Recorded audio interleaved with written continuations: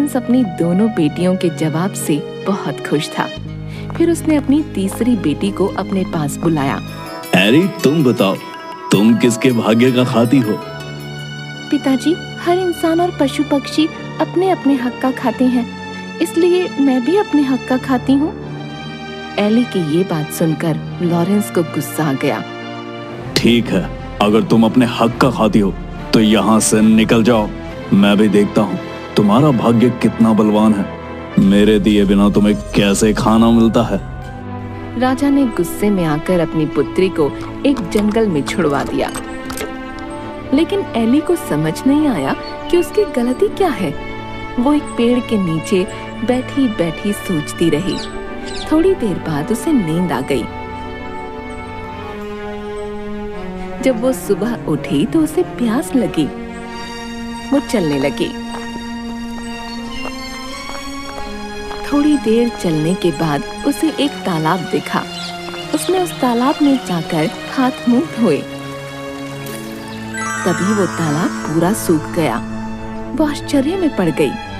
उस तालाब के नीचे सीढ़ियां बनी हुई थीं। वो सीढ़ियों के सहारे से अंदर जाने लगी। तभी उसने देखा कि वहां एक राजकुमार खड़ा है। वो उसे देखकर डर गई और वहीं खड़ी हो गई। जब कुछ देर तक वो हिला डुला नहीं तो वो समझ गई कि ये एक मूर्ति है। उसने जैसे ही उस मूर्ति को छुआ, वो एक फाटक के रूप में बदल गया। ये सब क्या हो रहा है मेरे साथ? मुझे कुछ समझ नहीं आ रहा। वो थोड़ी देर तक वहीं रुकी रही और सोचने लगी। थोड़ी देर बाद वो उस गेट से अंदर चली गई। वो जैसे ही अंदर गई, उसने देखा कि वहाँ एक सुंदर सा बगीचा बना हुआ है और बगीचे में सुंदर सुंदर फूल लगे हुए हैं और उसके बीचों बीच एक पोखर है। वो पोखर के पास गई। उसने वहाँ पानी और बगीचे में गिरे हुए फल खाए और सो गई।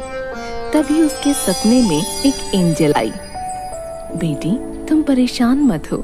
तुम्हें मुझ पर भरोसा है ना? तो डरो मत, मैं हमेशा तुम्हारे साथ हूँ। जब तुम जागोगी तुम्हें एक राजकुमार दिखाई देगा। उस राजकुमार को छू लेना। तुम जैसे ही उस राजकुमार को छुओगी, वो एक बहुत बड़े दरवाजे में बदल जाएगा। जब तुम उस दरवाजे के अंदर जाओगी तो तुम्हें एक महल दिखाई देगा। तुम उस महल के अंदर चली जाना। अंदर जाते ही तुम्हें 3 कमरे दिखाई देंगे, जिसमें 3 सुंदर राजकुमार दिखाई देंगे। वो दिखने में तो एक जैसे होंगे। तुम उन तीनों को छूती हुई आगे बढ़ना। वो तीनों जाग जाएंगे। तब तुम्हें एक कमरा दिखाई देगा। जैसे ही तुम उस दरवाजे को खोलोगी, तुम्हें वहाँ एक सुंदर राजकुमार दिखेगा और जैसे ही तुम उसे छुओगी, वो जग जाएगा। वो जैसे ही जगे, तुम उसके गले में फूलों का हार डाल देना। वही तुम्हारा पति होगा। इतने में एली की आंख खुल गई और वो हड़बड़ा कर उठ गई। ये सब क्या हुआ? क्या वो सब एक सपना था? क्या सच में ऐसा होगा? एली सोचती रही। थोड़ी देर में सूरज निकला। उसने बगीचे से फूल उठाए और उन फूलों से हार बनाने लगी। जैसे ही वो पीछे मुड़ी, एक राजकुमार दिखाई दिया। अरे, ये तो बिल्कुल वैसा ही हो रहा है जैसा कि एंजल ने सपने में कहा था। एली ने उस राजकुमार को छुआ। वो एक दरवाजे में बदल गया। वो आगे चली गई। फिर उसने महल को देखा। वो महल के अंदर गई और 3 राजकुमारों को छुआ। उसके बाद वो कमरे में गई और उसने उस राजकुमार को छुआ और उसके जागते ही उसके गले में वरमाला डाल दी।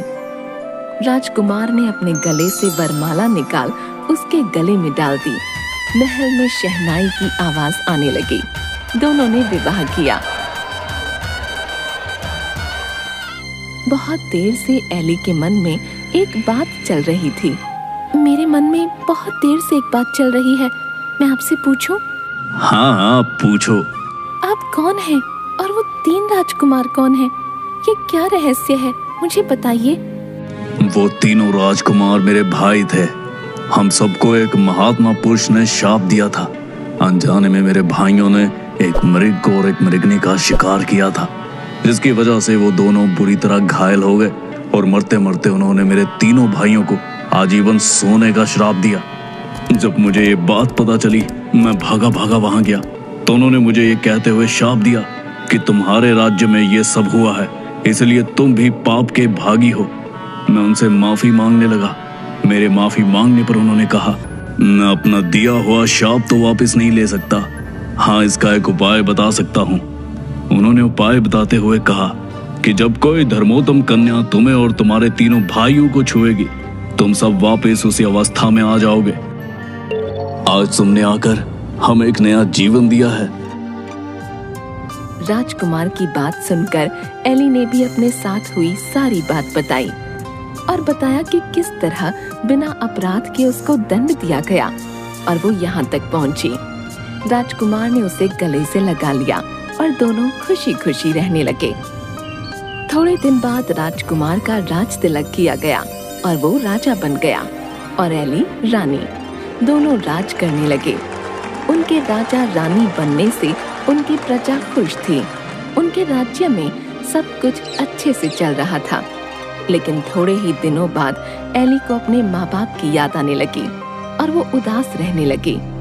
एक दिन, क्या हुआ एली, तुम ऐसे उदास क्यों बैठी हो? मुझे अपने पिता की बहुत याद आ रही है। मैं उनसे मिलना चाहती हूँ। पता नहीं वो लोग कैसे हैं। मेरी बहनें, मेरी माँ, सब पता नहीं कैसे हैं। मुझे उनकी बहुत याद आ रही है। मेरे पिताजी को भी शायद अपनी गलती का एहसास हो चुका होगा। अगर ऐसा है तो चलो हम उनसे मिलने चलते हैं। तुम परेशान मत हो, हम कल ही तुम्हारे घर जाएंगे। दोनों राजसी ठाठ के साथ वहां पहुंचे। जब लॉरेंस ने देखा कि कोई राजा उनके राज्य की ओर अपनी सेना और हाथी घोड़ों के साथ आ रहा है तो वो डर गए।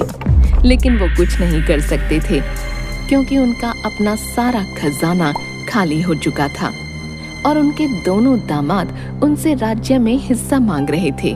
उनकी प्रजा भी दुखी थी। राजा लॉरेंस बहुत परेशान हो चुके थे। जब वो दोनों उनके सामने आए, वो एली को रानी के भेष में पहचान ही नहीं पाए। थोड़ी देर गौर से देखने के बाद उन्होंने पहचाना कि वो उनकी बेटी एली है। वो उसे देखते ही रोने लगे और अपनी गलती की माफी मांगने लगे। मुझे माफ कर दो एली, मैंने तुम्हें सच बोलने की सजा दी। तुमने सच कहा था कि हर कोई अपने भाग्य का खाता है। पिताजी, आप माफी मत मांगो। आप अगर मुझे जंगल में न छोड़ते तो मुझे ये खुशी के दिन कैसे देखने को मिलते। इतना कहते ही लॉरेंस की आंखों से आंसू गिरने लगे और उसने अपनी बेटी को गले से लगा लिया और वो सब खुशी खुशी रहने लगे।